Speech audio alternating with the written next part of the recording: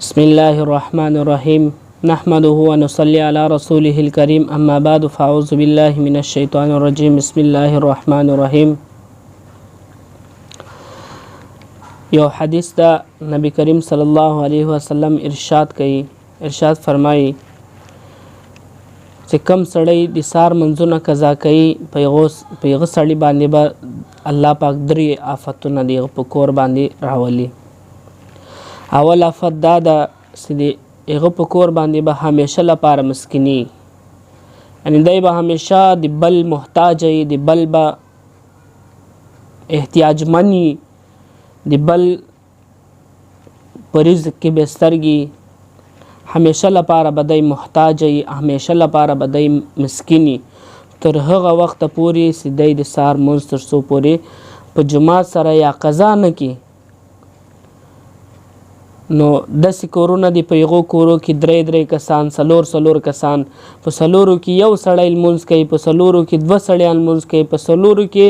ټول کوي، دریم څلرم یې نه کوي. الله پاک په یغو کور باندې دا مسکیني همیشه لپاره راولي تر هغه وخته پورې چې دی دا مسکیني دا لمونځ شروع نه کړي. دویمه آفت یې دا ده چې په کور کې به اختلافات وي، کور کې به په مازې معمولي خبره باندې پلار له زوی سره به جنګي، زوی به له پلار سره جنګي، د ورور به له ورونو سره جنګي، د ورونو به له ورور سره جنګي. دا رقم چې د کور والی به له خاوند سره جنګي، د خاوند به له کور سروالي سره جنګي، داسې به له یو بل سره خپي، په کور کې به بې اتفاقي، په کور کې به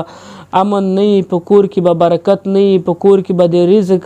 یوه ذریعه نه وي، خوراک به ډېري، څښاک به ډېري، آمدن به کمی. دریم آفت یې دا ده چې یو ورځ د سهار لمونځ قضا کې الله پاک یې په زړه باندې یوه توره دبه لګوي، تور داغ یې په زړه باندې لګوي. بله ورځ یې قضا کې هغه داغ غټ سي، بله ورځ یې قضا کې هغه داغ نور پسې غټ سي، دغسې پسې قضا کوي، داغ پسې غټیږي، د زړه آخري کې تور سي، داسې تور سي چې په هغه باندې بیا نه قرآن اثر کوي، نه حدیث اثر پې کوي، نه د ملا یو نصیحت اثر پې کوي. دې سړي له دې نه چې داسې زړه تور سي، بیا د باندې راوځي، خلکو په منځ مابین کې لګیا یا وایي چې په ما د مسلمان شک نسته، ولې زه تا ته مسلمان نه ښکارېږم، ولې زه د مسلمان بچی نه یم، ولې د ځان تعریفونه به درته شروع کړي، د ځان صفایانې به درته شروع کړي. حالانکې په زړه باندې به الله پاک د مهر لګولی، دای مهر به لګولی چې زړه به توري. نبی کریم صلی الله علیه وسلم په دې باره کې ارشاد کوي چې درې آفتونه به د هغه په کور باندې نازلیږي. اول آفت یې دا ده چې دی به د همیشه لپاره مسکیني. دویم آفت یې دا ده په کور کې به بې اتفاقي، هره ورځ به جنګونه وي. دریم آفت یې دا ده چې زړه به له ایمانه چتوري، ایمان به په زړه کې نه وي او ځان ته به وایي زه مسلمان یم. دای کورونه دي، دای کورو کې خلک اوسي چې دای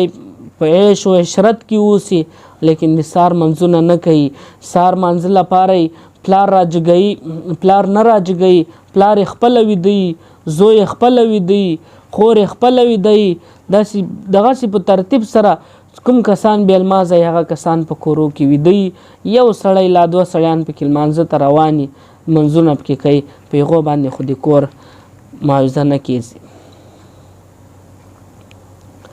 په هغه باندې خو د کور خلاصی نسته. ویلی و ناولی شه اویا کورونه الله پاک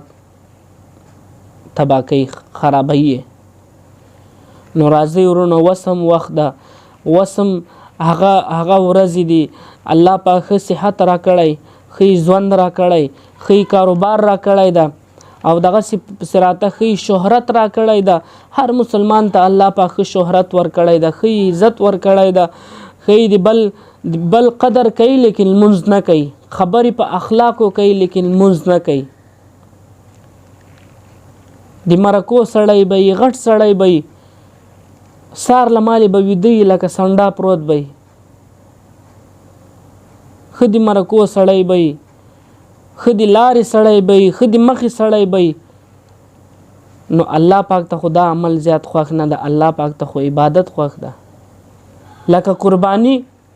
مثال فرض کړه، د قربانی دا اختر کې خلکو غویان حلال کړو، لپاره دی الله حلال کو غوښې دوی وخوړې فایده یې چاته ورسېده الله ته د غوښو فایده ورسېده الله ته صرف تقوا پکار ده تقوا الله پاک ذات ته صرف تقوا پکار ده تقوا متقیان اوسئ تقوادار اوسئ یاست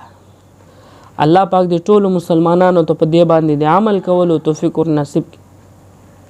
اسرائیل علیه السلام چې یو چا پوښتنه وکړه چې ته دا د خلکو روح قبض کوې د روح قبض کېدو په در مابین کې په چا باندې تا زړه نه وسوځېدو اسرائیل علیه السلام ورته ویل وایي ما په 2 کسانو باندې زړه وسوځېد چا پوښتنه ځینې وکړه چې هغه کوم کسان وو اسرائیل علیه السلام ورته وویل وایي په سمندر کې یوه کښتۍ ماته سوه په هغه کې یو مور او زوی و هغه مور خپل زوی ته تی ورکاوه شیدې ورکولې الله پاک ما ته حکم وکړو چې دا مور روح قبض کا ما ته د بچی فکر و چې زه دا مور روح قبض کم دا بچی به دا خوراک له کومې خوا کوي خو لیکن د الله تبارک وتعالی امر هو ما د هغه روح قبض کړه یو مې په هغه انسان باندې اسرائیل علیه السلام فرمایي چې ما ډېره خوا بده سوه ډېر مې زړه پې وسوځېدو دویم چا پوښتنه ځینې وکړه چې دویم دې په چا باندې زړه وسوځېدو ورته ویل دویم مې په شداد باندې زړه وسوځېدو شداد چې ډېر غټ غټ محلونه یې جوړ کړي وو ډېر غټ د جنت یې جوړ کړی وو ډېر غټ عیش د عیش او د آرام ځایونه یې جوړ کړي ولو لیکن سیدای خپل باغو ته ورته خپل جنت ته ورته فرضي جنت په دنیا کې جوړ کړی یو جنت ته ورته د جنت په دروازې ته ورسېدو الله پاک ما ته وویل چې د دې روح قبض کا نو ما ته دې فکر راغی چې د په دومره مهنت سره دا جنت جوړ کړی ده الله پاک خالی د کتلو موقع هم دته نه کړه ور نو روح مې قبض کا الله پاک ما ته وفرمایل چې اسرائیل علیه السلام اسرائیل تا ته معلوم ده چې دا شداد څوک و اسرائیل علیه السلام ورته وایي یا الله په غیب باندې تا علم ده الله پاک ورته وویل چې دا هغه هلک ده چې تا زړه پې وسوځېدو او ما د دې د مور حکم درته وکړو چې دې مور روح قبض کا دا هغه هلک ده دا شداد دې چې شداد جوړ سو دې ته ما قوت ورکړی و دې ته ما طاقت ورکړی و دې ته ما ځواني ورکړې وه دې ته ما دولت ورکړی و د دې ټولو فرمانبردیا د دې ټولو نعمتونو بدله په نافرمانیانو باندې راکړه ماته نو ورونو د الله نافرمانی به نه کوو د الله د نعمت شکر به باسو موسی علیه السلام د الله پاک ملاقات ته ورتو 2 کسانو سره د موسی علیه السلام ملاقات وسو یو سړي سره ملاقات وسو وای اے موسی چیرې روان یې هغه سړي ورته موسی علیه السلام ورته وویل چې د الله ملاقات ته روان یم سړی ورته وویل چې الله ته تو ورځې د ما به یو پیغام ورته پیش کې الله پاک ته به ووایې چې په ما باندې دا څومره نعمتونه ته رانازلوي دا بس دی په ما د نور نعمتونه نه رانازلوي موسی علیه السلام ورته وویل دا څرنګه انسان د الله نعمت په تا باندې را روان ده او ته نه کوې دا اوله انسان د ما په دې دنیا کې ولید د ورته ویل بس نعمتونه ډېر سلو دا نه چې په آخرت کې د ما لپاره شی نه یې موسی علیه السلام ویل صحیح ده تا پیغام به الله پاک ته ضرور ورسوم دوم سړی ولید یو سړی و لوس پروت په خاورو باندې خپل فرض پټ کړي ولو موسی علیه السلام ته وویل وا چیرې روانې موسی علیه السلام ورته ویل چې د الله ملاقات ته روان یم هغه فقیر هغه سړی ورته وویل چې الله پاک ته ووایه چې د تا یو بنده په دنیا کې ناستو په خاورو کې خپل ستر پټ کړی و دومره کپړې خو ورکړه چې خپل ستر خو پې پټ کړي موسی علیه السلام ورته وفرمایل چې دا تا خبره چې دا د کولو لایق ده دا د کولو قدر لري دا د کولو یو وجه لري یو د بل خو بالکل بې وجه کلامو خو لیکن د یو عرض الله پاک ته به زور ورسوم الله پاک سره سي ملاقات وکړو الله پاک په هر شي باندې قادر ده الله پاک په هر شي باندې ناظر ده الله پاک په هر شي باندې پورا ذات رسیدلای ده الله پاک ورته فرمایل چې اے موسی تر غلې چا خو بس نه درته ویلي موسی علیه السلام ورته ویل 2 خلکو سره د ما ملاقات وسو یو راته وویل چې الله پاک ته وفرمایا اے موسی الله پاک ته ووایه چې خپل نعمتونه دې په ما باندې بند کړي الله پاک ورته وویل چې بالکل ټیک ده زه به د باندې خپل نعمتونه بند کړم تر هغه پورې چې دی شکر ته ته وایې چې ما شکر مه کوه چې ده کله د ما شکر ختم کو نو زه به په ده باندې نعمتونه بند کړم لکه په قرآن کې چې لئن شکرتم لازیدنکم چې که شکر دی وکړو نور به در زیات کم الله پاک په قرآن کې فرمایي موسی علیه السلام ورته ویې فرمایل چې زه بل سړي ته څه ووایم بل سړي ته الله پاک ورته وفرمایل چې ای موسی بل ته ووایه چې ما شکر ادا کوه نو الله پاک موسی علیه السلام چې کله راغی خلکو ته وویل خلک یې ولیدلو دوه سړیان یې ولیدلو یو سړي ته وویل چې الله پاک چې د پیغام راوړ موسی علیه السلام ورته ویل و ما پیغام راوړ وایي څه پیغام دې راوړ وایي الله پاک وایي چې ما شکر دې نه کوي سړي ورته ویل دا څرنګه زه د الله نعمتونه دې په ما باندې راضي او زه به شکر نه کوم زه خو شکر نه پرېږدم موسی علیه السلام ورته ویل وایي د الله نعمتونه به هم دغه در باندې را روانې بل سړي ته ورغی وای موسی علیه السلام الله پاک ته ما فریاد وکړو موسی علیه السلام ورته ویل وای الله پاک څه درته وویل وای الله پاک راته وویل چې هغه سړي ته ووایه چې ما شکر ادا کړي وای ده ورته چې زه په څه شي باندې شکر ادا کړم ما دا لفظ استعمالو الله پاک هوا پرې راوسته هغه سږي هم ځینې په هوا کړي